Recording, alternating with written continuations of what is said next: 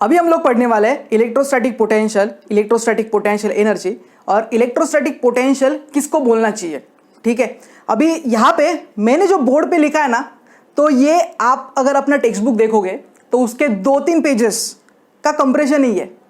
तो अगर मुझे इतना पता है तो एग्जाम रिलेवेंट जो भी क्वेश्चंस एग्जाम में आने वाले हैं तो वो मैं लिख सकता हूँ 100% एश्योरेंस। 1, 2, 3 मार्क के क्वेश्चंस मेरे बन जाएंगे। ये पहली चीज़ है सब्जेक्टिव के लिए। दूसरी चीज़, आगे जो हम लोग को डेरिवेशंस पढ़ने हैं, जो न्यूमेरिकल सॉल्व करने हैं, उसका एक बेसिक बिल्डिंग ब्लॉक होगा ये वाला। तीसरी चीज़ ये होगी कि यहाँ पे मैंने कंप्रेस्ड वर्जन में जो लिख के दिया है आपको, ये आपका इजीली मेमोराइज भी हो जाएगा, ये आप अंडरस्टैंड भी कर पाओगे। तो हम लोग अभी स्टार्ट करते हैं इलेक्ट्रोस्टैटिक पोटेंशियल। इलेक्ट्रोस्टैटिक पोटेंशियल अभी ये क्या चीज़ है? इलेक्ट्रोस्टैटिक पोटेंशियल देखो, इलेक्ट्रोस्टैटिक फील्ड आपने देखा था। इलेक्ट्रोस्टैटिक फील्ड आप ई वेक्टर से रिप्रेजेंट करते हो। ई वेक्टर क्या होता है ना? सो F/Q होता है। तो मतलब अगर कोई भी एक टेस्ट चार्ज है, उसके ऊपर कितना फोर्स अप्लाई हो रहा है ड्यू टू सोर्स चार्ज, उसको आप क्या बोल रहे हो? एक इलेक्ट्रिक फील्ड बोल रहे हो। इलेक्ट्रिक फील्ड क्या थी? एक वेक्टर क्वांटिटी। लेकिन इलेक्ट्रोस्टैटिक पोटेंशियल, ये भी हम लोग एक इलेक्ट्रोस्टैटिक फील्ड का एक इंटेंसिटी कितना होगा और क्या उसकी एक ओवरऑल इंटेंसिटी होगी, ये सब फाइंड आउट करने के लिए यूज करते हैं। तो अगर मैं इलेक्ट्रोस्टैटिक पोटेंशियल के बारे में बात करता हूं तो उसको सिंबल V से रिप्रेजेंट किया जाता है और ये एक स्केलर क्वांटिटी होती है। तो देखते हैं सारे के सारे पॉइंट्स बेस्ट पॉसिबल वे में। सो electrostatic potential it is represented bye V, it is a scalar quantity. So what this represent, electrostatic potential क्यों पढ़ना चाहिए? ठीक है, आगे जैसे ही ये प्रोसीड होते जाएगा आपके सारे जो पॉइंट्स है वो ओपन अप होते रहेंगे। सो 1 बाय 1 मैं आपको बताते जा रहा हूं, आप अटेंशन देते जाना, अपने आप आपके दिमाग में ये फिक्स होते जाएगा। So degree of electrification of a body है ना, मतलब अगर कोई भी बॉडी है मेरे पास, उसके ऊपर मान लो आपने चार्ज दे दिया, बहुत सारा चार्ज दिया है, और अभी ये जो चार्ज है उसकी वजह से अल्टीमेटली क्या जनरेट होने वाला है? एक इलेक्ट्रिक फील्ड जनरेट होगा, है ना। और वो इलेक्ट्रिक फील्ड क्या अप्लाई करेगा? अगर मैं कोई दूसरा एक चार्ज वहां पे उसके इलेक्ट्रिक फील्ड के नजदीक लेके आऊँ या इन्फ्लुएंस में लेके आऊँ, तो क्या होगा? वो आइदर अट्रैक्ट करेगा, रिपेल करेगा, डिपेंडिंग ऑन टेस्ट चार्ज क्या है। तो अल्टीमेटली कि एक इलेक्ट्रिक फील्ड का इफेक्ट जो होता है उसको ही पढ़ने के लिए और एक क्वांटिटी यूज की जाती है, उसका नाम है इलेक्ट्रोस्टैटिक पोटेंशियल। एनीवेज, सो ये क्या डिटरमाइन करता है? ये डिटरमाइन करता है direction of a flow of a charge between 2 bodies. तो अगर मेरे पास 2 बॉडीज है तो वहां पे direction of a flow of charge के लिए इलेक्ट्रोस्टैटिक पोटेंशियल यूज किया जाता है। आपने पोटेंशियल पढ़ा है, पोटेंशियल एनर्जी पढ़ा है ना, तो वहां पे आपने क्या देखा था? मान लो एक टंकी है आपके पास, टंकी के अंदर पानी है, ठीक है, तो पानी और वो टंकी एक स्पेसिफिक हाइट पे है। तो अगर वो टंकी एक स्पेसिफिक हाइट पे है, तो अगर हमें पोटेंशियल एनर्जी निकालनी है तो आप क्या करते हो? MgHa फॉर्मूला लगाते हो। और वहां से मान लो आपने टैप ओपन किया वो टंकी का, तो वहां से पानी नीचे गिरना स्टार्ट होगा। तो मतलब क्या हो रहा है? हायर पोटेंशियल एनर्जी से लोअर पोटेंशियल एनर्जी पे पानी आने की कोशिश कर रहा है। दूसरा का एग्जांपल देना चाहूंगा, मान लो मेरे पास 2 ऑब्जेक्ट्स है, उनको आपने गर्म किया है। एक ऑब्जेक्ट ज्यादा गर्म है और दूसरा ऑब्जेक्ट कम गर्म है, ठीक है। अभी ये जो 2 ऑब्जेक्ट्स है उसको अगर आप एक दूसरे के कांटेक्ट में लेके आते हो तो जो फर्स्ट ऑब्जेक्ट की हीट है, एनर्जी है, वो दूसरे में चले जाएगी। थोड़े टाइम के बाद अगर आप दोनों को टच करते हो, या अगर आप टच नहीं करना चाहते हो, आप थर्मोमीटर लो, दोनों के ऊपर का टेम्परेचर मेजर करो, आपको ऐसा लगेगा कि दोनों का टेम्परेचर सेम हो चुका है, अभी हीट जो है वो फ्लो होना बंद हो गई। ये एक दूसरा एग्जाम्पल है। सिमिलर वे में चार्जेस का जब भी पढ़ाई किया जा रहा था तो वैसा ही कुछ दिमाग में साइंटिस्ट लोगों के था, तो उन्होंने इलेक्ट्रोस्टैटिक पोटेंशियल ये एक फंडामेंटल डेवलप किया। अभी मान लो मेरे पास 2 ऑब्जेक्ट्स है, ऑब्जेक्ट का शेप साइज कुछ भी हो सकता है, इट डजंट मैटर। तो मान लो मेरे पास ये 2 ऑब्जेक्ट्स है और वो 2 ऑब्जेक्ट्स को हम लोग ने चार्ज दिया है। मान लो कि ये जो चार्ज है वो आउटर सरफेस पे आया, तो पहला जो ऑब्जेक्ट है यहाँ पे बहुत ज्यादा चार्ज है और मेरे पास जो दूसरा ऑब्जेक्ट है वहां पे कंपेरेटिवली कम चार्ज है। तो अगर मेरे पास इतना ज्यादा चार्ज है फर्स्ट ऑब्जेक्ट में और मेरे पास कंपेरेटिवली कम चार्ज है, आप क्या करो? ये दोनों को कनेक्ट करो।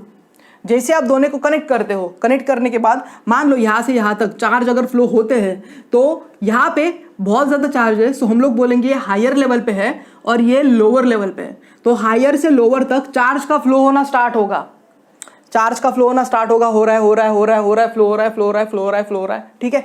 और ये फ्लो होते रहेगा जब तक दोनों का चार्ज सेम नहीं होता है तब तक। So flow of a charge stops as soon as charge on first body becomes equivalent to charge on second body.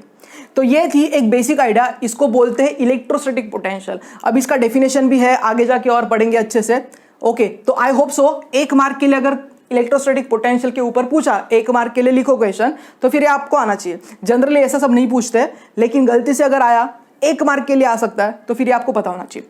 Next देखते हैं इलेक्ट्रोस्टैटिक पोटेंशियल एनर्जी। हाँ, इसके ऊपर 2 मार्कर क्वेश्चन बनता है। अब इलेक्ट्रोस्टैटिक पोटेंशियल एनर्जी क्या है, ठीक है। अब इलेक्ट्रोस्टैटिक पोटेंशियल एनर्जी समझने के लिए मैं सबसे पहले आपको एक एग्जांपल देना चाहूंगा। मान लो अर्थ है, ठीक है। अर्थ का अपने ग्रेविटेशनल फील्ड है, आप सब जानते हैं। अभी अर्थ से आप एक काम करो, एक ऑब्जेक्ट को अर्थ से दूर लेके जाने की कोशिश करो। उदाहरण के तौर पे मान लो मेरे पास एक रॉकेट है। रॉकेट को क्या कर रहे हो आप, उसका फ्यूल जला दो। तो जैसे आप रॉकेट का फ्यूल जलाते हो, रॉकेट है ऊपर जाता है ना। अगर अच्छी क्वालिटी का है तो बहुत ऊपर जाएगा। अगर चाइना मतलब है ना, अगर बराबर नहीं है या उसका मैन्युफैक्चरिंग सही ढंग से नहीं हुआ है, तो वो एक स्पेसिफिक हाइट पे जाएगा और उसके बाद वो नीचे गिर रहा है। क्यों हो रहा है? बिकॉज जो अर्थ का जो ग्रेविटेशनल फील्ड था, वहां से वो जो रॉकेट था वो एक स्पेसिफिक अंतर तक जाया। जब तक उसके पास फ्यूल था, ग्रेविटेशनल फील्ड के अपोज में जाने की उसके पास क्षमता थी। जैसे ही फ्यूल खत्म हो जाता है, जो फोर्स फ्यूल की वजह से लग रहा था वो खत्म हो गया। अभी क्या होगा, रॉकेट जो है वापस जमीन के ऊपर गिरेगा। अभी जहां से रॉकेट स्टार्ट हुआ था वो एक पोजीशन लो, जहां तक रॉकेट पहुंचा था वो सेकंड पोजीशन हो गई। मतलब एक पॉइंट से सेकंड पॉइंट तक पहुंचने के लिए है ना कुछ तो वर्क करना पड़ा होगा। अभी थोड़ा सा इमेजिन करो, पहले पॉइंट पे जब रॉकेट है और आपने जैसे फ्यूल लगाया, मतलब क्या हो रहा है, एक एक्सटर्नल फोर्स उसके ऊपर काम कर रहा है। तो जैसे एक्सटर्नल फोर्स उसके ऊपर काम कर रहा है, तो फोर्स इंटू डिस्प्लेसमेंट क्या होता है, work done can be stored in the form of a energy. तो जैसे ही हाईएस्ट पॉइंट पे जाके अगर उसका फ्यूल खत्म होगा, तो अगेन जो पोटेंशियल एनर्जी बन गई थी वो अगेन काइनेटिक एनर्जी में कन्वर्ट होगी। तो हम लोग क्या बोल रहे हैं, यहाँ पे जो सम है पोटेंशियल एनर्जी और काइनेटिक एनर्जी का, वो कंजर्व्ड है। ये हम लोग ने कहाँ पे सीखा है, बचपन से हम लोग पढ़ रहे हैं, या जहाँ पे भी आप ऑब्जर्व कर रहे हो, कोई भी ऑब्जेक्ट आप ऊपर फेंको अपने आप नीचे आ रहा है। क्यों आ रहा है? अर्थ के ग्रेविटेशन की वजह से। अभी आप एक चीज हमेशा ध्यान में रखना, जब भी आप ग्रेविटेशन पढ़ते हो और उसके साथ अगर आप इलेक्ट्रोस्टैटिक पढ़ रहे हो, तो सिमिलर काइंड ऑफ कॉन्सेप्ट आपको दिखाई देंगे। या फिर आप इलेक्ट्रोस्टैटिक पढ़ लो, आपको ग्रेविटेशन के कॉन्सेप्ट लग रहे हैं कि ऐसा सिमिलर है। तो हम लोग डेफिनेटली ना जितने पॉसिबल एग्जांपल्स मेरे पास है वो तो मैं आपको दूंगा, सो दैट वो जो अंडरस्टैंडिंग है ना वो बेसिक से बिल्ड आप में हो। एनीवेज, तो ये एक सबसे पहली बात थी। अभी देखते हैं इलेक्ट्रोस्टैटिक पोटेंशियल एनर्जी। मैंने शॉर्ट फॉर्म में लिखा है, क्या है ये, electrostatic potential energy. Electrostatic potential energy जब भी एग्जाम में आएगा तो आप शॉर्ट फॉर्म यूज नहीं करोगे, आपको इलेक्ट्रोस्टैटिक पोटेंशियल एनर्जी ऐसा पूरा का पूरा लिखना है। एनीवेज, सबसे पहले देखते हैं कि ये आइडिया क्या है। हमारे पास एक सोर्स चार्ज है जिसको हम लोग प्लस क्यू से रिप्रेजेंट कर रहे हैं। अभी ये जो सोर्स चार्ज है, इसका जो इलेक्ट्रिक फील्ड होगा वो बहुत दूर तक होगा, और सोर्स चार्ज है तो देखो ना ऐसा पूरा का पूरा इलेक्ट्रिक फील्ड है, ऑल पॉसिबल डायरेक्शंस में जा रहा है। अगर आपके रूम में अगर आप एक चार्ज रखते हो है ना, तो 3 डायमेंशंस में इमेजिन करो उसका जो इलेक्ट्रिक फील्ड कैसे होगा, सब डायरेक्शन में होगा ना। अर्थ का कैसा होता है, प्लेनर होता है क्या? नहीं होता है, पूरा 3D स्पेस में जाता है वो। तो जैसे ही हम लोग सोर्स चार्ज बोलते हैं तो उसका एक अपना अच्छा खासा इलेक्ट्रिक फील्ड होगा। नेक्स्ट हमें क्या करना है, हमें एक टेस्ट चार्ज लेना है। टेस्ट चार्ज जो होता है ना वो बहुत छोटा होता है बेचारा, ठीक है। अभी एक थोड़ा सा दिमाग लगाओ ना, अर्थ है, अर्थ के ऊपर आप कोई भी दूसरा एक ऑब्जेक्ट रखो, ठीक है ना। अर्थ वो ऑब्जेक्ट को खींचती है, वो जो ऑब्जेक्ट है वो अर्थ को नहीं खींचता है ना।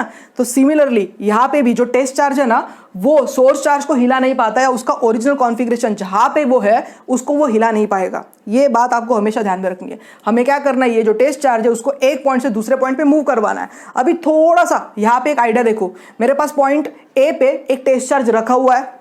ये जो सोर्स चार्ज है इसका जो इलेक्ट्रिक फील्ड है वो हमेशा ये डायरेक्शन में है, मतलब electric field due to source charge ये डायरेक्शन में है।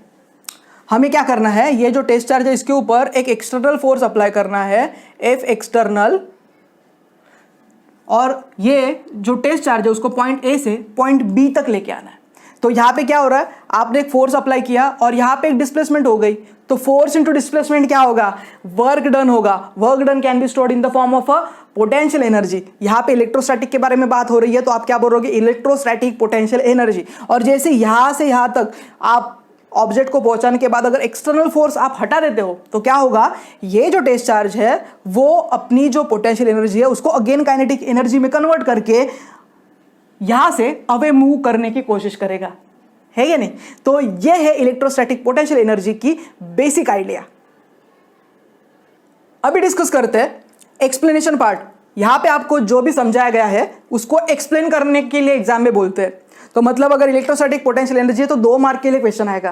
कैसे क्वेश्चन पूछते हैं, इलेक्ट्रोस्टैटिक पोटेंशियल एनर्जी को डिफाइन करो बोलते हैं, ठीक है। और जब इलेक्ट्रोस्टैटिक पोटेंशियल एनर्जी पढ़ते हैं तो उससे रिलेवेंट जो एक अजम्पशंस होते हैं वो भी आपको मालूम होने चाहिए। तो देखते हैं कि एक्सप्लेनेशन में वो क्या बोल रहे हैं। यहाँ पे मैंने जितना भी लिखा है ना, ये आपके 2-3 पेजेस, आपकी जो नोटबुक होगी, आपकी सॉरी जो टेक्स्ट बुक होगी, उसके जो 2-3 पेजेस है उसको शॉर्ट में करके एक बोर्ड के ऊपर मैंने लिखने की कोशिश की है, सो दैट आप स्क्रीनशॉट ले सकते हो। Point number 1। दूसरी बात, आप अपने जब नोटबुक में कॉपी करोगे तो आपको पता चलेगा कि अरे एक पेज से ज़्यादा जा भी नहीं रहा, मतलब जो टेक्स्ट बुक में बड़ा बड़ा करके उन्होंने दिया है वो एकदम शॉर्ट करके कॉम्पैक्ट वे में जितना हमें चाहिए उतना ही हम लोग ले रहे हैं। एनीवेज, सबसे पहला पॉइंट, पूरा मैंने 3-4 लाइन का पॉइंट नहीं लिखा, यहाँ पे शॉर्ट में लिखा है।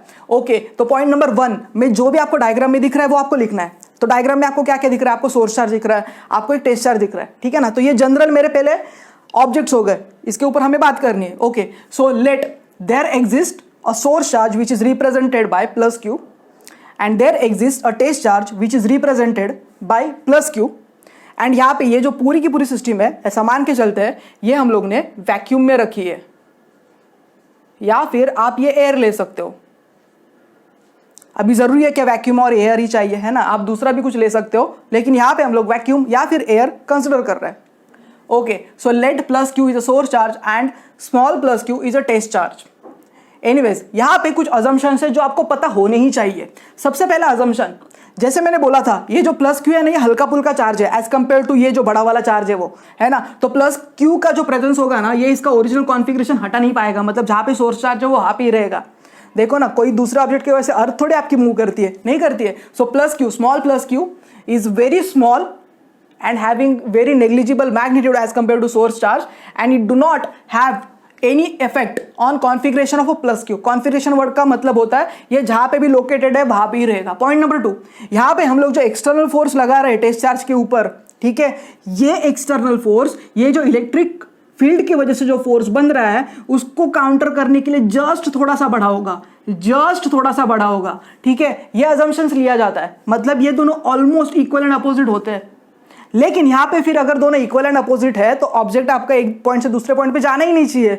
लेकिन अजम्पशन क्या बोला है उन्होंने, ये एफ एक्सटर्नल एफ ई से थोड़ा सा बड़ा है, एकदम थोड़ा। अगर इसकी वैल्यू 10 है तो ये 10.01 होगा, 10.001 ऐसा कुछ एकदम मिनिमम वैल्यू होगी, और ये इसको पुश करते रहेगा। अभी ये पॉइंट ऐसे पॉइंट बी तक गया, ठीक है, तो अजम्पशन है। तो क्या है assumption? F external vector, that is external force जो आप अप्लाई कर रहे हो, just sufficient to counter the electrostatic force जिसको आप Fe से रिप्रेजेंट कर रहे हो। Therefore net force on charge plus Q, test charge plus Q is 0 and it tends to move charge from A to B. देखो ना, tends to move बोला है, टेंड्स टू, और आप लिमिट में भी पढ़ते हो ना, जब आप बोलते हो ना limit delta X tends to 0, मतलब एक्स की वैल्यू बहुत नजदीक है 0 के, लेकिन वो 0 नहीं है कि नहीं। तो वहां पे कैसा अजम्पशन किया, तो यहां पे भी सिमिलर काइंड ऑफ अजम्पशन है। तो point number 2 plays important role. Anyways, point number 3 देखते हैं। Work done due to external force is negative, because अगर ये पॉजिटिव कंसिडर करो तो ये अपोजिट डायरेक्शन में जा रहा है, तो ये नेगेटिव। और ये जो वर्क डन है it is stored in the form of electrostatic potential energy. तो ये चार्ज की जो इलेक्ट्रोस्टैटिक पोटेंशियल एनर्जी है उसमें ये वर्क डन को स्टोर किया जाए। अभी एट पॉइंट बी, अगर पॉइंट बी पे जाने के बाद अगर एक्सटर्नल फोर्स को हटा दिया जाता है तो जो स्टोर्ड इलेक्ट्रोस्टैटिक पोटेंशियल एनर्जी है उसको काइनेटिक एनर्जी में कन्वर्ट हो जाता है। देयरफॉर हम लोग बोलेंगे kinetic energy plus potential energy, ये जो है ये कंजर्व्ड है। तो ये एक इंपॉर्टेंट चीज है। अभी मुझे एक जनरल फॉर्मूला बनाना है वर्क के लिए which is for A to B. तो work done to move a test charge from A to B, कैसे पढ़ेंगे इसे? Work done to move a test charge from A to B is given by integration of A to B, है ना, F external into D R. तो पहले क्या किया होगा, इसका डी डब्ल्यू लिया होगा, स्मॉल डब्ल्यू यहां से यहां तक, एंड उसके बाद उसको इंटीग्रेट किया है ए से बी तक, बिकॉज हमें डी आर चाहिए ना, कितना डिस्प्लेस हो रहा है वो, यही तो हमें देखना है। Which is also equal to minus, ठीक है, A to B F E vector D R vector, है ना। तो ऐसे भी हम लोग इसको ले सकते हैं। तो इस तरह से हमें डब्ल्यू ए बी की वैल्यू मिल सकती है। तो F external and F E equal है लेकिन अपोजिट है, तो that's why negative. Therefore work done against electrostatic force, ये ई एफ का मतलब क्या है? Electrostatic force gets stored in the form of a potential energy. Next point देखते हैं। Charge, test charge Q possess electrostatic potential energy, therefore delta U, यह है electrostatic potential energy का formula. So delta U electrostatic potential energy क्या होती है? Energy at final minus energy at initial, इसको ही आप क्या बोलोगे, work done to move a charge from A to B, है ना। हम वर्ड यूज करते हैं या स्टेटमेंट यूज करते हैं, work done can be stored in the form of a potential energy, तो ये वही है। सो डेल्टा यू क्या रिप्रेजेंट कर रहा है, यहाँ पे पोटेंशियल एनर्जी, यहाँ पे पोटेंशियल एनर्जी, दोनों का डिफरेंस निकालोगे तो आपको डेल्टा यू मिलेगा, लेकिन ये work done to move a charge from A to B के बराबर है। तो अगर मुझे किसी ने बोला कि डेल्टा यू को डिफाइन करो, कैसे करोगे?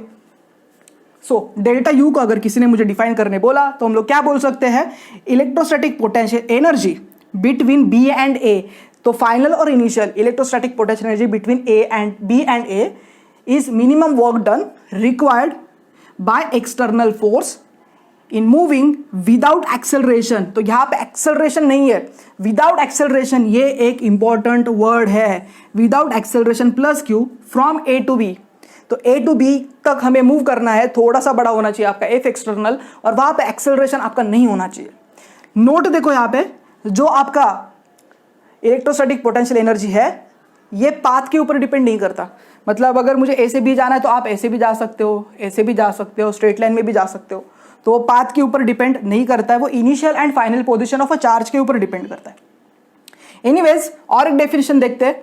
यहां पे ए से बी तक किया था, लेकिन मान लो इन्फिनिटी पे अगर आपका चार्ज है, वहां से अगर आपको कोई भी एक पोजीशन पे लेके आना है तो उसके लिए डेफिनेशन कैसे होगी, कुछ नहीं, सिंपल वर्ड्स यूज करने हैं।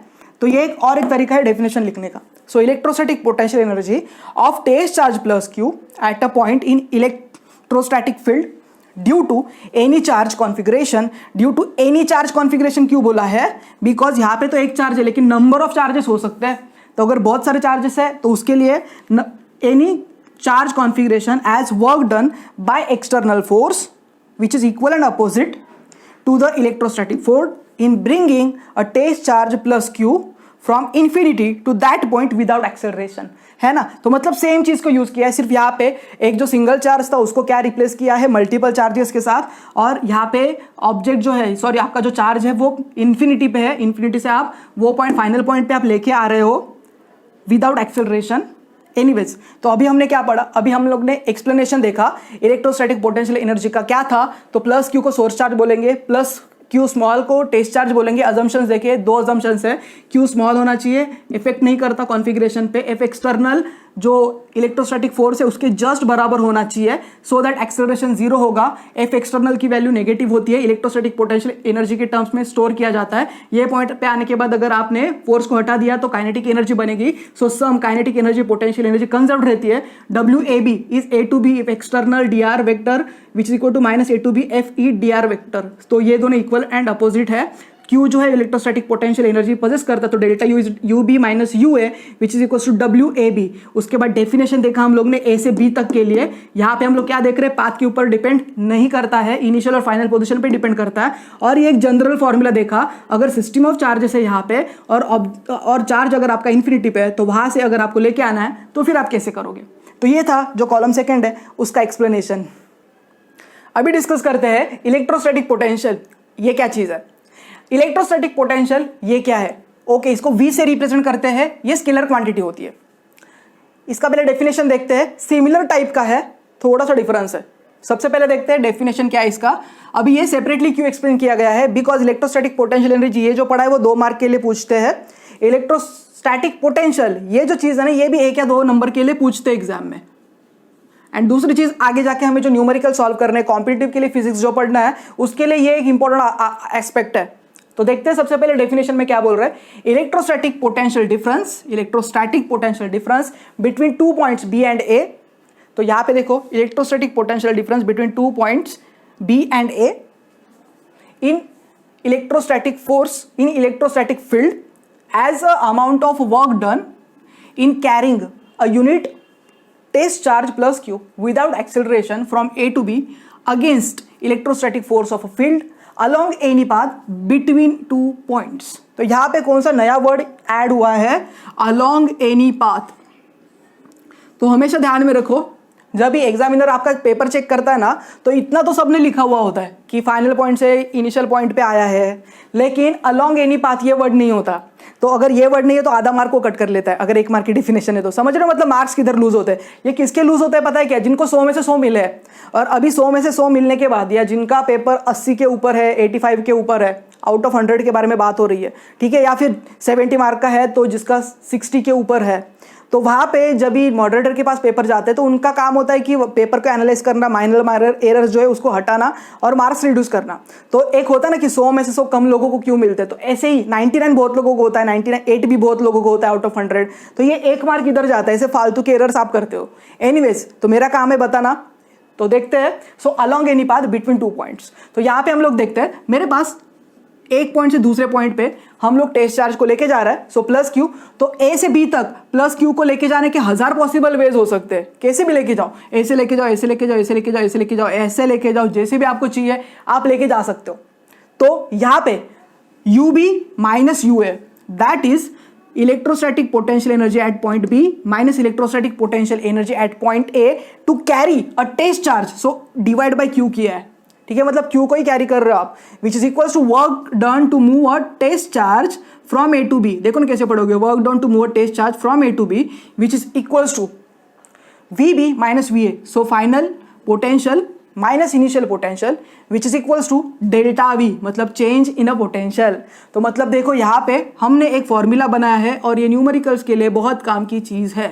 सो वन मोर टाइम देखते हैं, यहाँ पे जो पोटेंशियल एनर्जी है minus final potential energy on a test charge, जब भी आप एक पॉइंट से दूसरे पॉइंट पे लेके जा रहे हो, it is a work done to move a charge from A to B which is equals to final potential minus initial potential which is equals to delta B. अभी एग्जाम में ये क्वेश्चन पूछते हैं, डायमेंशंस लिखो, तो dimensions लिखना 1 mark के लिए पूछते हैं, ठीक है, फिर 2 मार्क का क्वेश्चन है तो इलेक्ट्रोस्टैटिक पोटेंशियल के ऊपर प्रॉपर नोट लिखने के लिए अगर बोला तो इट इज एक्सपेक्टेड कि आपको डायमेंशंस लिख के आने हैं, यूनिट लिख के आना है, तभी जाके वो दूसरा जो मार्क होता है वो मिलता है। सो वी क्या होता है, W A B upon Q, तो वर्क डन का क्या होता है m1 L2 T माइनस 2, ये हो गया वर्क डन का डायमेंशन, और चार्ज को आप AT से रिप्रेजेंट कर सकते हो, है कि नहीं, रीअरेंज करो, m1 L2 T ऊपर जाएगा -3 और ये A ऊपर जाएगा -1, तो ये पोटेंशियल इलेक्ट्रोस्टैटिक पोटेंशियल का डायमेंशन है।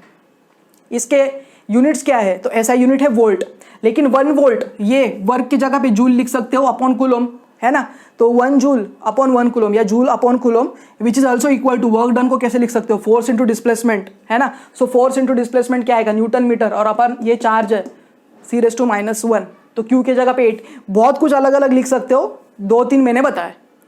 एनीवेज, सो पॉइंट नंबर 5, अभी 1 वोल्ट किसको बोलेंगे, है ना, मतलब एक आता है ना 1 वोल्ट की डेफिनेशन क्या है, 1 वोल्ट आप बैटरी में भी देखते हो कि 1 वोल्ट की बैटरी है, तो ये 1 वोल्ट ये भाई ये क्या चीज है, तो 1 वोल्ट की पहले डेफिनेशन देखते हैं, ये क्या है, electrostatic potential difference between 2 points. इसको 1 वोल्ट तभी बोला जा सकता है when 1 joule of work done is done when moving a test charge of a plus Q of 1 coulomb is moved from one point to other without acceleration in electrostatic field of source charge।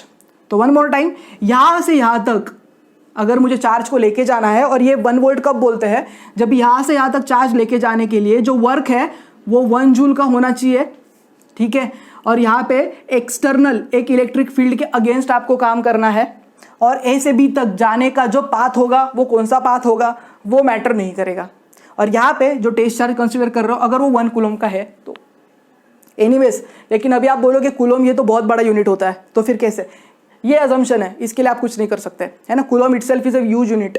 Anyways, so ये 1 volt की definition हो गई। तो अभी हमने क्या देखा, electrostatic potential energy देखा, ये 1 और 2 मार्कर क्वेश्चन है।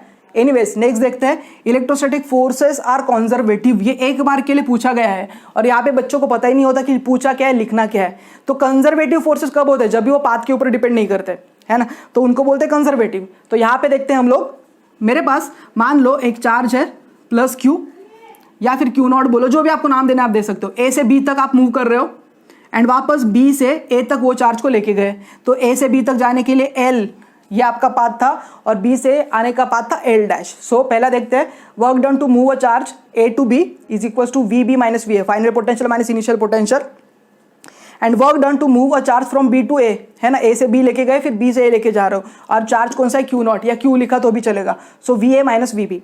अभी हमें क्या करना है, यहां से यहां तक जाने का वर्क और यहां से वापस आने का वर्क ये देखना है, तभी जाके हम बोलेंगे कंजर्वेटिव है।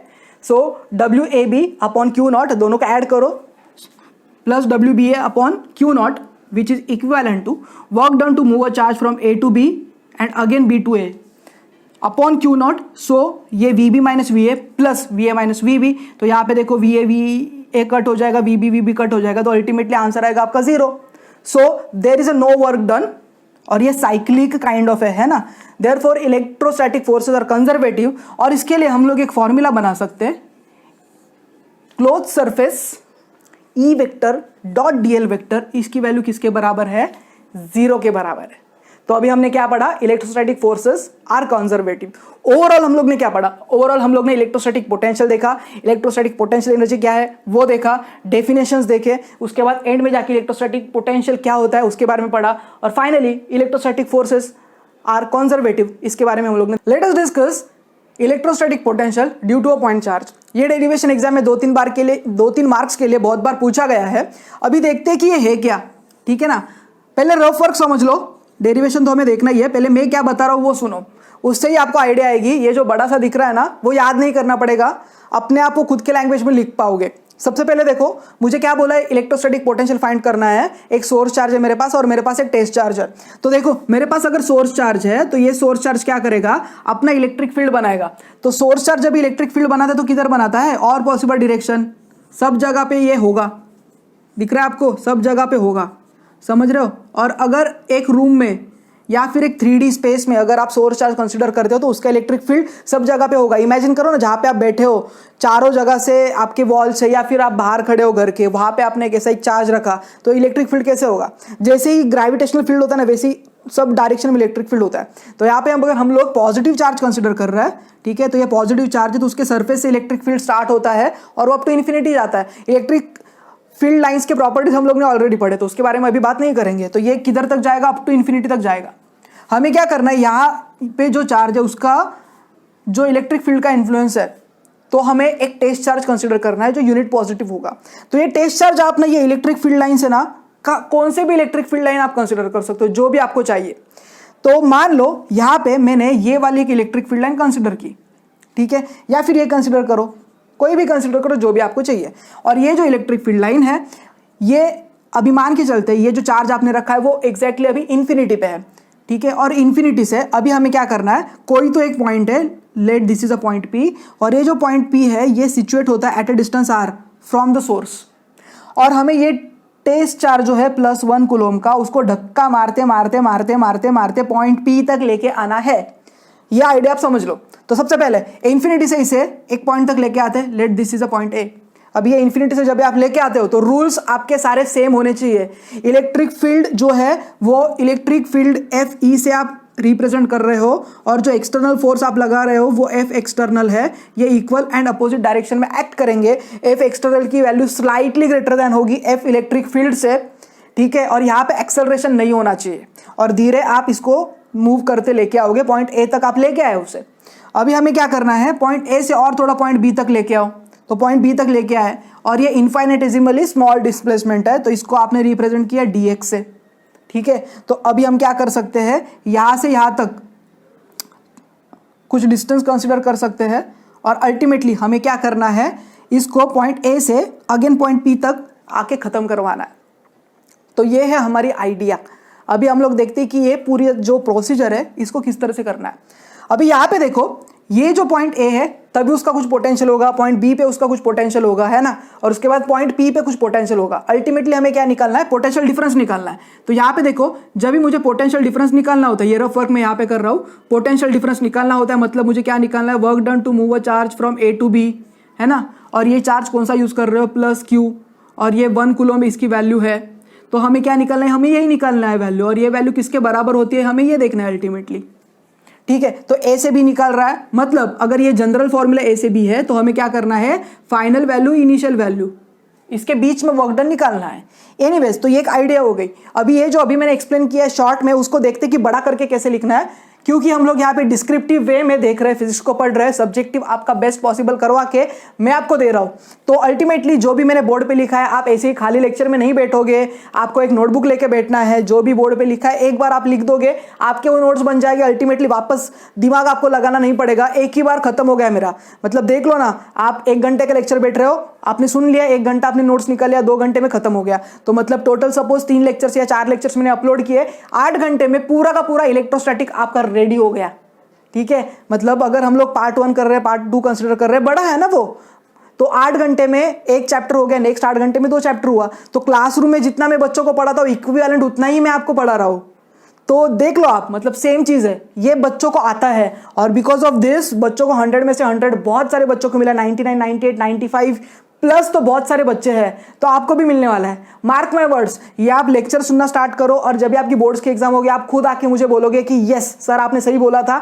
उसके बाद जो कॉम्पिटिटिव आपका होगा, जो मैं पढ़ाऊंगा, उसमें आपको ये पूरा काम में आएगा। वो टाइम पे ये बात नहीं की जाएगी electrostatic potential due two point charge क्या होता है, वहां पे डायरेक्ट डायग्राम और डायरेक्ट फाइनल आंसर। ये बीच वाला जो मैटर है ना, उसमें से सिलेक्टेड 2-3 लाइन ली जाएगी, मतलब लाइक वर्क डन का इक्वेशन लिया हम लोग ने, फाइनल आंसर ले लिया, ग्राफ ले लिया और उसके ऊपर जो एडिशनल पॉइंट्स है वो बता दिए, और फिर डायरेक्टली एप्लीकेशन मतलब न्यूमेरिकल सॉल्विंग पे ज्यादा फोकस होना चाहिए, समझ रहे हो ना। तो वो टाइम पे इतना सब थोड़े आपको कोई बताते बैठेगा नहीं, तो इसके लिए सेपरेटली अपलोड हो रहा है सो दैट आपका ये किधर भी मिस आउट ना हो, बोर्ड्स में बेस्ट मिले, जेई में बेस्ट मिले, नीट में बेस्ट मिले। अगर दूसरे कोई स्टेट से हो तो उसका जो रिस्पेक्टिव स्टेट सर्विसेज स्टेट का एग्जाम होता है सीईटी काइंड ऑफ, तो वो भी अच्छे से हो जाए, ठीक है। कोई भी आप बीट्स का दे रहे हो, वीआईटी का दे रहे हो, कोई भी एग्जाम दे रहे हो तो अच्छे से आना चाहिए। एनीवेज, तो सबसे पहले देखते हैं फेयर डायग्राम। तो अभी ये रफ मैंने जो एक्सप्लेन किया है ना, तो यहाँ पे देखो चार्ज सब डायरेक्शन में जा रहा है और ये जो इलेक्ट्रिक फील्ड लाइन है वो रेडियली आउटवर्ड है, तो हम जो चार्ज कंसिडर कर रहे हैं वो रेडियल लाइन पे ही कंसिडर कर रहे हैं। तो यहाँ पे मेरे पास सोर्स चार्ज है जिसको हम लोग ने प्लस क्यू से रिप्रेजेंट किया, ये बन गया मेरा सोर्स चार्ज। इसका इलेक्ट्रिक फील्ड किधर होगा, ऑल पॉसिबल डायरेक्शन में होगा, लेकिन जब भी फेयर डायग्राम ड्रॉ करते तो ये सब नहीं बता सकते वहां पे, तो इसलिए इसको सेपरेट बताया गया था। तो मेरे पास यहाँ पे एक सोर्स चार्ज है, इसका electric field lines all possible direction में होगा, तो उसमें से एक रेडियल डायरेक्शन हम लोग कंसीडर कर रहे हैं, ठीक है। तो ये इलेक्ट्रिक फील्ड किधर जाएगा, ये डायरेक्शन में जाएगा, ये कहां तक जाएगा, अप टू इन्फिनिटी तक जाएगा। तो मेरे पास एक प्लस यूनिट चार्ज है 1 कूलम का, जो पहले इन्फिनिटी पे था, हम लोग ने उसको मूव करके पॉइंट ए तक लेके आए और ये इलेक्ट्रिक फील्ड के अगेंस्ट जा रहे हैं, मतलब जो इलेक्ट्रोस्टैटिक फोर्स के उसके अगेंस्ट जा रहे हैं। हम लोग कौन सा फोर्स लगा रहे हैं, एक्सटर्नल फोर्स लगा रहे हैं। एक्सटर्नल फोर्स की वैल्यू स्लाइटली ग्रेटर देन है इलेक्ट्रिक फील्ड के फोर्स है, तो यहाँ पे जो एक्सेलरेशन है वो कंसिडर नहीं करना है। तो पॉइंट ए तक हम लोग पहुंच गए, पॉइंट ए से पॉइंट बी तक हम लोग गए, छोटा सा डिस्प्लेसमेंट हुआ, infinitesimally small displacement represented by D X. अभी ये जो चार्ज है सोर्स चार्ज, उसका जो पोजीशन है और पॉइंट ए का जो पोजीशन है वो हो गया एक्स, बिकॉज अल्टीमेटली क्या करना पड़ेगा, एक छोटा सा वर्क डन हमें निकालना है और छोटा सा वर्क डन को बड़ा वर्क डन में कन्वर्ट करने के लिए क्या करना पड़ता है, इंटीग्रेट करना पड़ता है। दैट्स व्हाई वो एक जनरल वैल्यू ली है। फिर पॉइंट बी से अल्टीमेटली सेटल किधर होना है, पॉइंट पी तक सेटल होना है, और ये पॉइंट पी ओरिजिन से एट ए डिस्टेंस आर है। एनीवेज, तो ये हो गई आइडिया। अभी ये जो जितना भी मैंने बड़बड़ किया है, जितना भी मैंने बोला है, वो डेरिवेशन में पॉइंट फॉर्मेट में लिखने आना चाहिए। Point number 1, let electrostatic potential at point P due to, हमारे पास यहां पे हम लोग जो सोर्स चार्ज कंसीडर कर रहे हैं वो प्लस क्यू ले रहे हैं, जो भी आपको लेना है वो लो। तो ये क्या होगा, ये मेरा सोर्स चार्ज होगा। Let OP is equals to small r, O A is equals to x. ऐसे आप इनिशियल पैरामीटर्स जो भी आपको डायग्राम में दिख रहा है वो लिखना है। बाय डेफिनेशन, तो डेफिनेशन हम लोग ने देखी है इलेक्ट्रोस्टैटिक पोटेंशियल की क्या है। So let by definition electrostatic potential at point P, ठीक है, is amount of work done to bring a unit positive test charge from infinity to point P, ठीक है, विदाउट एक्सेलरेशन। तो एक्सेलरेशन नहीं लेना है हमें। तो पॉइंट नंबर 2 लिख दिया हमने, क्या लिखा वही डेफिनेशन चिपका दी। Point number 3, work done is independent of path होता है, ऑलरेडी हम लोग ने देखा ही है। सो हमें ये जो पाथ सिलेक्ट करना है तो ये हम लोग रेडियल डायरेक्शन में ही लेना है। आप में से कोई होशियार बच्चा बोलेगा सर ऐसा वाला पाथ लो, ऐसा भी कोई बोल सकता है ना, ऐसा पाथ लो, ऐसा लो, नहीं लेना है हमें, रेडियल वाला लेना है क्योंकि कन्वीनियंट होगा। उल्टा करोगे तो फिर वो लेंथ कैसे निकालोगे आप, तो अननेसेसरी टेंशन क्यों लेना है, क्यों, अगर पाथ के ऊपर डिपेंड नहीं कर रहा है तो। So anyways, so radial direction from infinity to point P without acceleration. So अभी point number 4, at point A O A is equal to X, electrostatic force on a unit positive test charge, so F is equal to Q into E. लेकिन यहाँ पे जो Q है ना उसकी value है +1, तो एफ की वैल्यू ई के बराबर होगी, तो इसका मतलब ई की वैल्यू क्या होगी, 1/4 pi epsilon naught Q upon x square. तो ये फोर्स का इक्वेशन है। So it is acting along O A produce, तो जो ओ ए प्रोड्यूस किया है उसके अलोंग ये एक्ट कर रहा है। नेक्स्ट देखते हैं वर्क डन कितना है। So work done to move a charge from B to A, और ये वर्क डन किसके ऊपर करना है, यूनिट पॉजिटिव टेस्ट चार्ज के ऊपर आपको करना है। सो डी डब्ल्यू क्या होता है, फोर्स इंटू डिस्प्लेसमेंट, है कि नहीं। सो एफ इंटू डी एक्स, लेकिन एफ की जगह पे क्या लिख सकते हो, ई इंटू डी एक्स लिख सकते हो क्योंकि ये दोनों सेम है, ये इक्वेशन से हमें पता चला। और E इंटू डी एक्स, अभी इलेक्ट्रिक फील्ड का डायरेक्शन और डिस्प्लेसमेंट का डायरेक्शन अपोजिट है, तो थीटा की वैल्यू क्या होगी, 180 डिग्री होगी। तो 180 डिग्री क्यों है समझा होगा आपको। So E D X cos of 180 degree which is equal to minus E D X. तो अगर ये dw की वैल्यू है, बड़ा वर्क चाहिए तो क्या करना पड़ेगा, इंटीग्रेट करना पड़ेगा। इंटीग्रेशन के लिए dx है हमारे पास, तो x की वैल्यू इन्फिनिटी से r तक हमें लेनी है। सो w is equal to infinity to r minus E into D X which is equal to minus infinity से r 1/4 q upon x square dx। अभी जो 1/4 q ये जो चीज़ है ये कांस्टेंट है, तो इंटीग्रेशन किसका निकालना होता है, आपको 1/x² का इंटीग्रेशन निकालना होता है। सो इंटीग्रेशन ऑफ 1/x², ठीक है। तो ये क्या होता है अगर मुझे बताना है तो इसको इंटीग्रेट करोगे, फाइनल आंसर आप कैसे निकाल सकते हो, ये तो होता है -1/x। एनीवेज आया कैसे, यहाँ पे देखो ये x जो है -2 + 1 upon -2 + 1, so x raise to -1 upon -1, so -1/x। मतलब क्या किया, कुछ नहीं, मतलब integration 1/x rays to n, अगर ऐसा मुझे इंटीग्रेशन निकालना है तो x रेज़ टू ये ऊपर जाता है ना, तो x raise to -n + 1 upon n + 1 -n + 1। Anyways ये जनरल फॉर्मूला का यूज करके हमने -1/x ये जो है ये वैल्यू निकाल ली। सो -1/4 ये कांस्टेंट आएगा, और इसका अगर हम इंटीग्रेशन निकाल रहे हैं 1/x² इंटू dx का, तो ये आएगा -1/x और ये r से इन्फिनिटी तक होगा। सो dw के बाद w जो हमने निकाला है, सो -q/4 ये लिमिट्स को सब्स्टिट्यूट करना होता है। कैसे करते हैं, अगर ऐसा कुछ आपके पास है तो पहला ये सब्स्टिट्यूट करो, सो -1/r माइनस दूसरा सब्स्टिट्यूट करना है। ये तरीका होता है, अगर आपने इंटीग्रेशन पढ़ा है या आपको पता है तो ये आपको आसान लगेगा, ये बहुत सिंपल चीज़ है। अगर नहीं तो फिलहाल के लिए आप याद कर लो कि जो भी टर्म है, अगर मान लो मेरे पास ऐसा है 1/a या कोई भी एक वैल्यू है और यहाँ पे x और y ऐसा कुछ है, तो 1/x माइनस 1/y इस तरह से इसको सब्स्टिट्यूट करते हैं। So anyways so -1/r minus 1/∞ which is equal to 1/4 q/r, तो ये बन गया मेरा w का वैल्यू। लेकिन ये W मिला है, हमें बोला है V को निकालना है। So by definition potential is equal to W/Q, लेकिन Q की वैल्यू है +1 कूलम, तो अगर ये +1 कूलम है तो वैल्यू आएगी 1/4 Q/r। पॉइंट नंबर 8, यहां पे Q की वैल्यू अगर पॉजिटिव है तो अल्टीमेटली V की वैल्यू पॉजिटिव होगी, Q की वैल्यू अगर नेगेटिव है तो V की वैल्यू भी नेगेटिव होगी। सो एट r इन्फिनिटी, तो यहाँ पे r की वैल्यू अगर इन्फिनिटी डालोगे तो V की वैल्यू भी 0 होगी, मतलब इन्फिनिटी तक कुछ इफेक्ट ही नहीं आ रहा है। सो एनीवेज तो ये कुछ पॉसिबिलिटीज थी। पॉइंट नंबर 8, ये जो ग्राफ है ये इंपॉर्टेंट है, ये एमसीक्यू में पूछा जाता है कॉम्पिटिटिव एग्जाम में, या फिर ये 1 मार्कर क्वेश्चन एग्जाम में पूछते हैं, या फिर 2 मार्क का क्वेश्चन होगा उसमें ये एक क्वेश्चन होता है, या फिर 3 मार्क का अगर एक क्वेश्चन पूछा तो एक क्वेश्चन ये भी ऐड कर देते कि ग्राफ भी प्लॉट करना है। Electric field versus electrostatic potential for a source charge which is producing some electric field, और आपको एक टेस्ट चार्ज लेना है। एनीवेज तो अगर ये V और E ये दोनों एक साथ अगर हम लेते हैं, और यहाँ पे अगर मेरे पास डिस्टेंस है या डिस्प्लेसमेंट है, तो यहाँ पे ये जो डॉटेड रिप्रेजेंट कर रहा है वो V का ग्राफ है, और ये वाला जो है वो E का ग्राफ है। हमें क्या पता है, E is inversely proportional to r²। कैसे पता चला, 1/4 Q/r² होता है ना, तो E is inversely proportional to r², और V की वैल्यू इनवर्सली प्रोपोर्शनल r है, तो V और E का ग्राफ इस तरह से आता है। तो ये ग्राफिकल पार्ट है। तो अभी हमने क्या पढ़ा, electrostatic potential due to a point charge. तो हमने डायग्राम देखी, डेरिवेशन देखा, एक फॉर्मूला जनरेट किया, ये फॉर्मूला इंपॉर्टेंट है, और उसके बाद एंड में जाके हम लोग ने ग्राफ देखा। Next 2 marker question, electrostatic potential V at a point due to group of electric charges. तो अभी तक सिंगल चार्ज के लिए हम लोग ने देखा था, ये अगर सिंगल चार्ज है मेरे पास सोर्स चार्ज, और एक पॉइंट है कोई भी एक पॉइंट P, और अगर r डिस्टेंस पे है तो V की वैल्यू होती है 1/4 Q/r के बराबर। लेकिन मान लो यहाँ पे बहुत सारे सोर्स चार्जेस है, और पॉइंट P पे अगर आपको निकालना है इफेक्ट, और पॉइंट P पे आपके पास क्या है, एक टेस्ट चार्ज है +1 कूलम का, ठीक है, छोटा सा चार्ज है +1। तो अगर ऐसा है तो फिर वो स्पेसिफिक केस में क्या करोगे, सो Q1 Q2 Q3 अप टू Qn है ना। तो अगर ऐसे n number of source charges ले रहे हैं हम लोग, R1 R2 R3 up to Rn, ऐसे डिस्टेंसेस है पॉइंट P के from Q1 Q2 Q3 and Qn respective में। आपका जो पॉइंट P है वहां पे एक यूनिट पॉजिटिव टेस्ट चार्ज हम लोग ने कंसिडर किया है। सो ये हो गया डायग्राम। डायग्राम का नाम आपको लिखना पड़ेगा, अगर नहीं पता तो जो क्वेश्चन है वो वापस लिख दो, representation of electrostatic potential V at a point due to group of electric charges. Anyways derivation देखते हैं अभी कैसे लिखना है। सो यहाँ पे आपको डिस्क्रिप्टिव वे में लिखना पड़ेगा, 2-3 मार्क के लिए पूछा है तो। लेट Q1 Q2 Q3 अप टू Qn represent source charges, we have used a test charge of +1 coulomb at point P which is located at a distance of R1 R2 R3 ... Rn from Q1 Q2 Q3 dot dot dot Q N respectively. तो अभी मैंने क्या बोला है, कुछ नहीं, ये जो मतलब Q1 Q2 Q3 किधर है, पॉइंट P पे जो चार्ज है उसका लोकेशन R1 R2 Rn से कहाँ पे है, तो ये आप अपने लैंग्वेज में लिख दो, जैसे मैंने बोला वैसा आप लिखो, या फिर आप खुद से भी बना सकते हो। ऐसे जो पॉइंट्स होते हैं वहाँ पे टेक्निकली इतना ज़्यादा चेक नहीं करते, चेक किधर करते जो मैथमेटिकल पोर्शन है वो।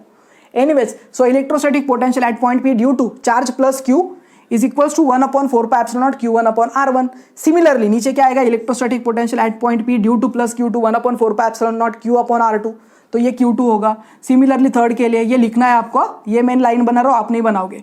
Anyways, so electrostatic potential at point P due to plus Q3 1/4 pi epsilon naught Q3 upon R3।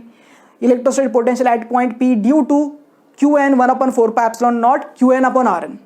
तो ये बन गए मेरे पास रिस्पेक्टिव पोटेंशियल्स के वैल्यू।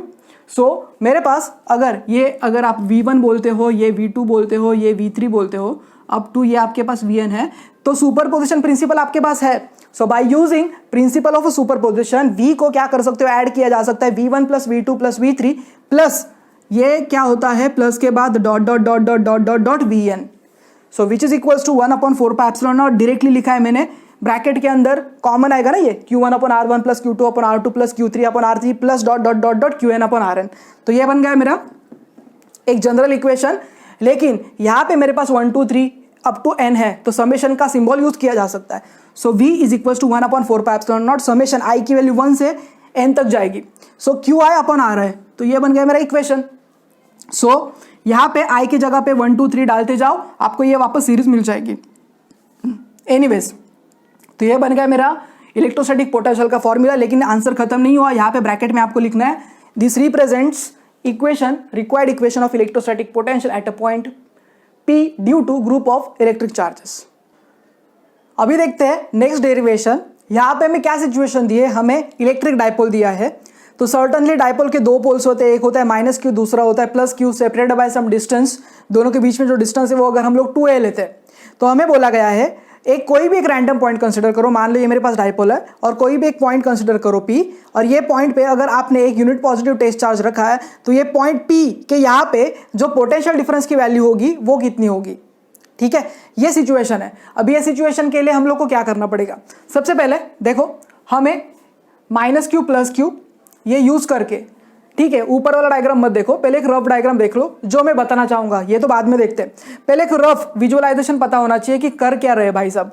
सो यहाँ पे मेरे पास एक डायपोल है, दोनों के पोल्स है, एक है माइनस Q, दूसरा है प्लस Q। ठीक है, अभी ये एक डायपोल है और मुझे बोला गया है डायपोल से कोई भी पॉइंट P लो। ये पॉइंट P इधर हो सकता है, इधर हो सकता है, इधर हो सकता है, नीचे हो सकता है, और कहाँ पे भी हो सकता है। हमें क्या करना है, ये जो पॉइंट P होगा वहां पे एक यूनिट पॉजिटिव टेस्ट चार्ज रखना है, और वो जो टेस्ट चार्ज होगा उसके ऊपर हमें डायपोल की वजह से जो एक इलेक्ट्रिक पोटेंशियल मिलेगा वो फाइंड आउट करना है। लेट ये जो पॉइंट है ये यहाँ पे किधर तो है, और यहाँ पे आपने वो चार्ज भी रखा, +1 कूलम लेते हैं। ठीक है, छोटा सा वैल्यू लेना है। सो यहाँ पे माइनस Q है, प्लस Q है। सो यहाँ से यहाँ तक सबसे पहले ओरिजिन अगर आप लेते हो इसका सेंटर, तो ये जो ओरिजिन है तो उसकी जो वैल्यू होगी, ये यहां से यहां तक का जो डिस्टेंस होगा वो r के बराबर है। अभी क्वेश्चन ये आता है, यहां से यहां तक का अगर डिस्टेंस पता है, यहां से यहां तक का डिस्टेंस पता है, तो कोई दिक्कत की बात है ही नहीं। मतलब v is equal to 1/4 pi epsilon naught minus Q upon R1 अगर R2 पता है तो कोई दिक्कत है नहीं। लेकिन यहाँ पे प्रॉब्लम वही है कि R1 R2 की वैल्यूज हमें दी नहीं है, वो हमें खुद से निकालना है दिमाग लगा के। हमें सिर्फ ये दिया है, R की वैल्यू दी है, और उसके बाद ये A और ये A है, ये पता है। अभी क्वेश्चन ये अराइज होता है कि अगर ऐसी कुछ सिचुएशन है तो फिर इसमें डिस्टेंसेस को कैसे कैलकुलेट करें। तो अगर डिस्टेंसेस को कैलकुलेट करना है तो हमें क्या करना पड़ेगा, लेट अस एज्यूम यहां से यहां तक एक थोड़ा सा एक्सटेंशन बढ़ा देते हैं। मान लो मुझे अगर एक लेंथ कैलकुलेट करनी है, सपोज ये एक लेंथ है, इसके जस्ट बाजू में मान लो मैंने एक दूसरी लेंथ कैलकुलेट की जो इससे जस्ट थोड़ी सी छोटी है, थोड़ा बड़ा ही ड्रॉ कर देते हैं तो थोड़ा आपको पता चलेगा, और यहाँ से और एक लेंथ ड्रॉ करते हैं जो इससे थोड़ी बड़ी है। हम लोग क्या बोल सकते हैं, ये वाली जो लेंथ है ये इससे अप्रोक्सीमेटली सिमिलर में है, और सेकेंड के बाजू में जो थर्ड है वो भी अप्रोक्सीमेटली मिडल के बराबर है। मतलब ए बी सी, अगर ये 3 लेंथ आप कंसिडर करते हो तो बी इज अप्रोक्सीमेटली ए के बराबर है और बी ये अप्रोक्सीमेटली सी के बराबर है। ऐसा कुछ हम लोग सेटअप कर सकते हैं। सो अगर ऐसा है तो फिर ये स्पेसिफिक केस में कर सकते हैं। ये क्यों कर रहे हैं? बिकॉज हमें डिस्टेंस की वैल्यू निकालनी है, जो पोटेंशियल में नीचे आर होता है ना, वो वैल्यू निकालनी है हमें, डिस्टेंस की वैल्यू निकालनी है जहां से वो चार्ज आपका लोकेट कर रहा है। सो एनीवेज, सो ये माइनस क्यू है हमारे पास और यहाँ पे मेरे पास है प्लस क्यू। सो एनीवेज यहाँ से यहाँ तक का जो डिस्टेंस है वो हमें कैलकुलेट करना है। तो कैसे कर सकते हैं? यहाँ से यहाँ तक एक परपेंडिकुलर ड्रॉ करते हैं और ये जो चार्ज है यहाँ से यहाँ तक एक परपेंडिकुलर ड्रॉ करते हैं। अभी हमें जो लेंथ मिलेगी तो वो ये एक लेंथ होगी और दूसरी ये एक लेंथ होगी, ऐसा कुछ तो होगा। तो हम लोग क्या बोल सकते हैं, यहाँ से यहाँ तक की जो लेंथ है, ये वाली लेंथ, ये अप्रोक्सीमेटली इसके बराबर है और यहाँ से यहाँ तक की जो लेंथ है वो यहाँ से यहाँ तक अप्रोक्सीमेटली सेम है। अगर ऐसा कुछ करते हैं हम लोग अप्रोक्सीमेशन थोड़ा सा यूज करके, तो एक फाइनल आंसर तक हम लोग पहुंच सकते हैं। अभी देखते हैं एक्चुअल डायग्राम। सो यहाँ पे हमने एक बेसिक आइडिया देखी। अभी ये बेसिक आइडिया को यूज करके हम लोग एक डायग्राम देखते हैं। सो यहाँ पे फेयर वर्क है मेरे पास एक इलेक्ट्रिक डायपोल है minus Q plus Q separated by distance 2a। तो ये a तो a को ऐड करोगे तो 2a बनेगा। एक पॉइंट p है, यहाँ पे हमारे पास एक यूनिट पॉजिटिव टेस्ट चार्ज होगा और ये यूनिट पॉजिटिव टेस्ट चार्ज के ऊपर माइनस क्यू और प्लस क्यू के वजह से जो भी इफेक्ट होगा वो अल्टीमेटली निकालना है हमें। सो एनीवेज एक काम करते हैं, ये P से लेके O तक का डिस्टेंस हमें पता है, दैट इज R। तो हम लोग क्या करेंगे, ये PO को थोड़ा सा एक्सटेंड कर देंगे। सो जैसे ही आप PO को थोड़ा सा एक्सटेंड कर देते हो, ये जो पॉइंट है यहाँ से आप ये एक परपेंडिकुलर बनाना है और यहाँ से यहाँ तक एक परपेंडिकुलर बनाना है। अभी एक बात आपको हमेशा ध्यान में रखनी है, ये जो R डिस्टेंस है ना वो A से काफी बड़ा है। इसकी वजह से हम लोग ये एजम्पशन ले सकते हैं, अगर ये डिस्टेंस का फर्क ज्यादा होता तो फिर ये हम लोग नहीं कर सकते थे। ये डेरिवेशन सॉल्व करने के और बहुत सारे तरीके हैं, मतलब कॉस थीटा ये सब यूज करके भी मतलब किया जा सकता है, लेकिन अननेसेसरी वो बहुत ज्यादा बड़ा होगा। मैं आपको एक थोड़ा सा शॉर्ट वाला चीज बता रहा हूँ कि जिससे मतलब आपका काम भी बन जाएगा, मार्क्स भी मिलेंगे और आंसर भी गलत नहीं होगा। तो दैट्स वाई इतना सब मैं आपको करवा के दे रहा हूँ। एनीवेज, सो यहाँ पे P से लेके A तक का जो डिस्टेंस है, ये डिस्टेंसेस बहुत कम हो गए हैं। इसके वजह देखो ना, अगर इतना छोटा डिस्टेंस है मेरे पास और यहाँ पे एक पॉइंट है, तो यहाँ से यहाँ तक ज्वाइन करो समथिंग लाइक दिस। तो यहाँ से यहाँ तक का डिस्टेंस और यहाँ से यहाँ तक का डिस्टेंस अप्रोक्सीमेटली सेम है। मतलब ये जो OA, ये जो छोटा सा इंक्रीमेंट है ना, ये अंतर बहुत कम मैटर करता है, बहुत कम। और यहाँ से लेके OB, ये वाला जो छोटा सा कम डिस्प्लेसमेंट वाला डिस्टेंस वाला जो जगह है वो भी बहुत कम मैटर करता है। एनीवेज, तो ये पूरे क्वेश्चन में यही एक चीज थी जिसके ऊपर मैंने अभी ज्यादा टाइम स्पेंड किया है, क्योंकि वही अंडरस्टैंड करने में बच्चों में दिक्कत होती है। तो अल्टीमेटली ऐसे टाइप का कंसेप्ट आप न्यूमेरिकल में भी यूज कर सकते हो, तो बार बार मुझे आपको वो रिपीट ज्यादा करवाना नहीं पड़ेगा। तो एनीवेज, ये एक मेरे पास बेसिक बात हो गई। अभी देखते हैं derivation. So point number 1, let there exist a electric dipole. अभी मुझे पॉइंट 1 लिखना है, अपने लैंग्वेज में लिखो, let there exist a electric dipole which have a 2 poles plus q and minus q separated by a finite distance 2a. Let O represent center of a dipole. We have to calculate electrostatic potential V at point P, which is situated at a distance r from O, where value of r is very much greater than value of A. That's why assumption ले सकते हैं। अभी हमें क्या करना है, step number 2, we have to draw A dash. तो A dash देखो, we have to draw A dash which is perpendicular to P A. तो ये एक परपेंडिकुलर हो गया। Similarly we have to draw B B dash which is a perpendicular on P O. तो ये दो हम लोग ने ड्रॉ किए। नेक्स्ट देखते हैं स्टेप नंबर 3। अभी ए पी जो है वो अप्रोक्सीमेटली ए डैश पी के बराबर है। अगर ए डैश पी के बराबर है तो मेरा काम क्या बनता है, ए P से लेके A डैश तक का डिस्टेंस कैलकुलेट करना, जो PO और OA डैश के बराबर है। लेकिन PO की वैल्यू हमें पता है which is equal to R। तो अभी क्वेश्चन ये आता है OA डैश की वैल्यू कैसे निकाले। ठीक है, तो OA डैश की वैल्यू निकालने के लिए अगर मान लो ये थीटा है, मेरे पास A की वैल्यू पता है हमें, है ना, और ये अभी निकालना है, तो क्या यूज कर सकते हैं हम लोग, कॉस थीटा यूज कर सकते हैं। क्या कॉस थीटा क्या होता है, एडजेसेंट अपॉन यहाँ पे जो भी है हम लोग यूज कर सकते हैं, क्या है ना। तो अगर ये मेरे पास 90 है तो यहाँ पे हम लोग ट्रिग्नोमेट्री का यूटिलाइजेशन करके AP की वैल्यू निकाल सकते हैं। AP is equal approximately equal to A dash P which is equal to R plus A cos theta. So ultimately OA dash की जो वैल्यू है वो OA डैश की जो वैल्यू है वो A cos थीटा के बराबर है। सिमिलरली BP के लिए आप कैलकुलेट कर सकते हो which is equal to B dash P which is equal to R minus A cos theta. Similarly OB dash की वैल्यू जो है वो A cos थीटा के बराबर है। Anyways electrostatic potential at point P अभी हम लोग निकाल सकते हैं due to minus q and plus q. So minus q की वजह से जो है इसको V1 बोल रहा है। सो -1/4 pi epsilon naught Q upon AP, minus Q क्या है इसके वजह से, and electrostatic potential at P due to plus Q जिसको हम V2 बोल रहे हैं 1/4 pi epsilon naught Q upon BP। तो ये मेरे पास V1 और V2 की रिस्पेक्टिव वैल्यूज बन गई। अभी हमें क्या करना है, नेट पोटेंशियल निकालना है at point P due to electric dipole. So V की वैल्यू क्या हो गई, V1 प्लस V2 है ना, सुपरपोजिशन प्रिंसिपल अप्लाई करना है, सुपरपोजिशन प्रिंसिपल। तो सुपरपोजिशन प्रिंसिपल के हिसाब से V की वैल्यू होगी -1/4 pi epsilon naught Q upon AP plus 1/4 pi epsilon naught Q upon BP। Anyways so -1/4 pi epsilon naught Q upon AP की जगह पे सब्स्टिट्यूट करेंगे R plus a cos theta, BP की जगह पे सब्स्टिट्यूट करेंगे R minus a cos theta, 1/4 pi epsilon not common आएगा। तो कॉमन आने के बाद देखो Q अपॉन 4 पाई एप्सिलॉन नॉट Q भी है वहां पे, तो ब्रैकेट के अंदर 1/r minus a cos theta minus 1/r plus a cos theta ये बचेगा। हम लोग रीअरेंज कर रहे हैं टर्म्स को और कुछ नहीं। सो रीअरेंज करने के बाद अभी हमारे पास सिंपल मैथमेटिक्स करना है। सो r plus a cos theta इधर जाएगा माइनस r, और ये माइनस वो प्लस हो जाएगा plus a cos theta upon a minus b, a plus b का मल्टीप्लीकेशन अगर है तो a square minus b square लिख सकते हैं। तो लिखो r square minus a square minus cos square theta.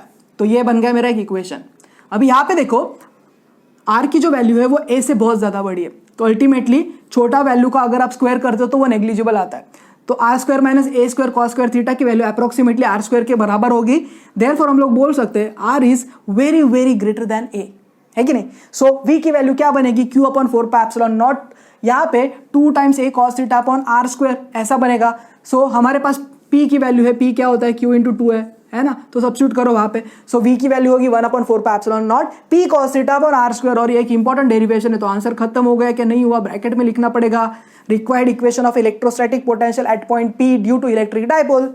तो ये बन गया मेरा v का इक्वेशन। अभी देखते हैं केसेस, 3 पॉसिबल केसेस आ सकते हैं, बहुत सारे ले सकते हो, 3 ही लेते हैं। थीटा की वैल्यू 0, थीटा की वैल्यू 180, थीटा की वैल्यू 90 और 270। एनीवेज सो P अगर आपका एक्सिस पे, अभी ये देखो ना इलेक्ट्रिक डाइपोल है और इसको खींच के इधर लेके आओ, तो अगर एक्सिस पे तो वैल्यू क्या बनेगा, v की वैल्यू बनेगी 1/4 pi epsilon not P upon r square, क्योंकि cos थीटा की वैल्यू बनेगी 1। लेकिन अगर थीटा की वैल्यू 180 डिग्री लेते तो cos थीटा क्या होगा, -1 होगा। तो एक्चुअल अगर वो साइड पे माइनस q के साइड पे है तो v की वैल्यू होगी -1/4 pi epsilon not P upon r square. Similarly अगर हम लोग इक्विटोरियल लाइन पे लेते हैं पॉइंट P को, तो थीटा की वैल्यू होगी 90 डिग्री, 270 डिग्री, दोनों में से कोई तो एक होगी। तो थीटा की वैल्यू 90 डिग्री लो, 270 लो, कॉस थीटा की वैल्यू तो 0 बनेगी। तो अल्टीमेटली पोटेंशियल जो है उसकी वैल्यू बनेगी आपकी 0 के बराबर। तो अभी हम लोग ने क्या देखा, एक इंपॉर्टेंट डेरिवेशन देखा। वेटेज 2 से 3 मार्क का है, ज्यादा एक्सप्लेन इसलिए किया है क्योंकि ये वाला जो पोर्शन है वो मोस्ट ऑफ द बच्चों को समझता नहीं है, और ये चीज आपको एग्जाम में लिखने भी आनी चाहिए। सो हमने पढ़ा electrostatic potential at point due to an electric dipole. तो हमने डायग्राम देखा, एक्सप्लेनेशन देखा, एक्सप्लेनेशन के बाद हम लोग फाइनल फॉर्मूला तक पहुंचे, उसके बाद 3 पॉसिबल केसेस हम लोग ने देखे। Let us discuss electrostatic potential at a point due to electric dipole.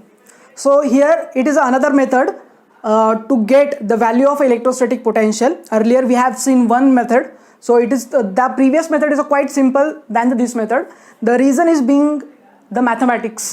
So यहाँ पे जो मैथमेटिक्स का पोर्शन ऐड हुआ है वो शायद कुछ बच्चों को कॉम्प्लिकेटेड लग सकता है, तो प्रीवियस वाला भी अगर आप एग्जाम में लिख के आते हो तो भी पूरे नंबर मिलेंगे। लेकिन आपके टेक्स्ट बुक के हिसाब से ये वाला डेरिवेशन हमें देखना पड़ेगा, तो इसके लिए भी ये सॉल्व करके देते हैं। सबसे पहला देखते हैं डायग्राम। यहाँ पे क्या बोला है, आपके पास 2 चार्जेस है -q plus q situated at some finite distance 2 है, और रिप्रेजेंट इट्स सेंटर। हमें बोला गया है कोई भी एक रैंडम पॉइंट P लो, यहाँ पे आपने एक यूनिट पॉजिटिव टेस्ट चार्ज रखा है, और यहाँ पे आपको इलेक्ट्रोस्टैटिक पोटेंशियल की वैल्यू फाइंड आउट करनी है। तो किस तरह से कर सकते हैं, सिंपल, आपको पहले यहाँ से यहाँ तक का डिस्टेंस निकालना पड़ेगा, फिर यहाँ से यहाँ तक का डिस्टेंस निकालना पड़ेगा। R की वैल्यू आपको पता होती है, तो वह यही चीज़ हम लोग ने वहाँ पे भी की थी, लेकिन यहाँ पे थोड़ा मैथमेटिक्स अलग टाइप का है। तो देख लेते कि यहाँ पे क्या चीज़ है। यहाँ पे थीटा है हमारे पास, अगर डायग्राम ड्रॉ किए तो उसका फिगर का नाम देना पड़ेगा, अगर नहीं पता तो जो ऊपर है वही लिख दो। So representation for electrostatic potential at a point due to electric dipole, तो ये आपने यहाँ पे लिख दिया। नेक्स्ट देखते हैं एक्सप्लेनेशन। पॉइंट नंबर 1 2 अपने लैंग्वेज में लिखने की कोशिश करो, जो डायग्राम में दिख रही है वापस लिखो। Let there exist a electric dipole of 2 poles -q and +q separated by finite distance 2a. P vector represent electric dipole which goes from negative charge to positive charge, ये बन गया मेरा पॉइंट नंबर 1। क्या लिखा, dipole के बारे में लिखा, -q + q separated by finite distance 2a, p vector के बारे में लिखा और represent its centre. Point number 2, we have to find electrostatic potential at p due to electric dipole. Let point P is situated at a distance of r1 from -q and r2 from +q and at a distance of r from O। तो लिख दिया मैंने point 2, अपने language में लिया, मतलब point P कहाँ पे, r1, r2 और r, ये सारे जो इन्फॉर्मेशन है वो आप पॉइंट 2 में फिल कर दोगे। नेक्स्ट देखते हैं पॉइंट नंबर 3, हमें इलेक्ट्रोस्टैटिक पोटेंशियल निकालना है ये पॉइंट पे, तो कुछ डिफिकल्ट बात नहीं है, निकाल दो। सो -q के वजह से क्या होगा, v1 = -1/4πε0 q/r1, तो माइनस क्यों आया, नेगेटिव चार्ज है इसलिए। Electrostatic potential at P due to +q which is situated at B, so V2 is 1/4πε0 q/r2। Anyways, so मेरे पास V है, V1 है, मेरे पास V2 है, तो अभी क्या कर सकते हैं, सुपर पोजिशन प्रिंसिपल को अप्लाई कर सकते हैं, तो करो ना, applying superposition principle, V is equal to V1 + V2। So V की वैल्यू क्या होगी, ये दोनों को जब ऐड करोगे सो अल्टीमेटली 1/4πε0, और ये जो Q है वो ब्रैकेट के बाहर आएगा, ब्रैकेट के अंदर देखो 1/r2 - 1/r1, तो ये बन गया V का इक्वेशन।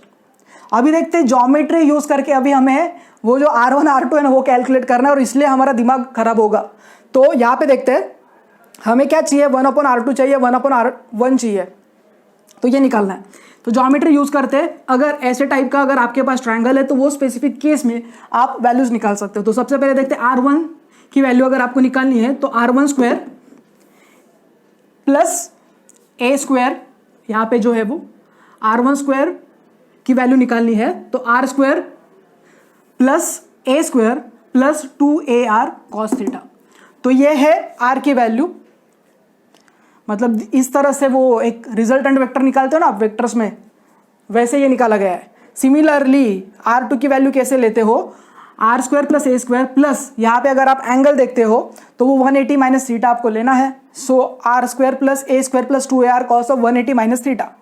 सो यहाँ पे अगर आप सॉल्व करना चाहते हो तो r2 को सॉल्व किया जा सकता है, cos 180 - थीटा के जगह पे माइनस cos थीटा लिख सकते हो। सो r2² = r² + a² - 2ar cos theta, तो ये बन गया मेरा इक्वेशन। सो अभी ये जो r1 है इसको सॉल्व करते हैं, तो r1² = r² कॉमन आएगा, r² अगर कॉमन आ रहा है तो क्या होगा, 1 प्लस ये a² के नीचे r² जाएगा प्लस 2ar cos थीटा, ठीक है, और ये r नीचे भी तो जाएगा, सो r² नीचे जाएगा तो r कट हो जाएगा, तो इधर क्या बचेगा, सिर्फ r बचेगा।